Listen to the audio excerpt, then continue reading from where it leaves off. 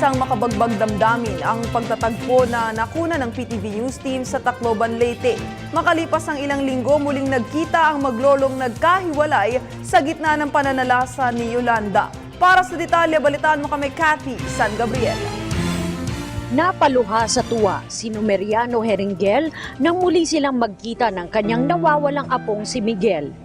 Inanod kasi ng tubig ang 7 taong gulang na bata sa kasagsagan ng pananalasa ng bagda. Mapalad namang nasagip siya ni Colonel Fermin Carangan ng Philippine Air Force.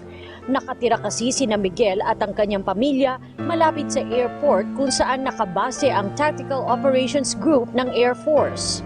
So, at the height of the typhoon, yung tumaas yung level ng tubig, na wash out si Colonel Carangan from yung headquarters niya.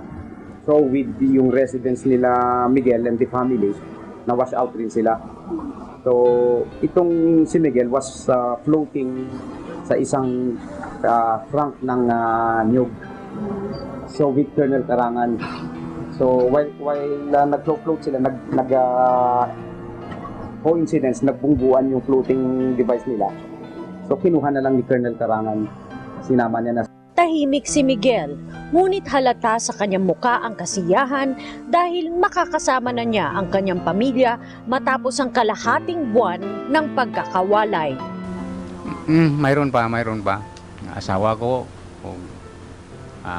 kapatid ni Miguel, o amo nga asawa sa ako, anak, missing pa.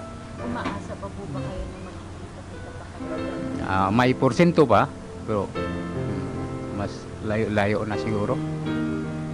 Tungod sa gidugay. Pero kung naagihapon karon sila sa kuan, nares ko gyapon nga susama ni Miguel,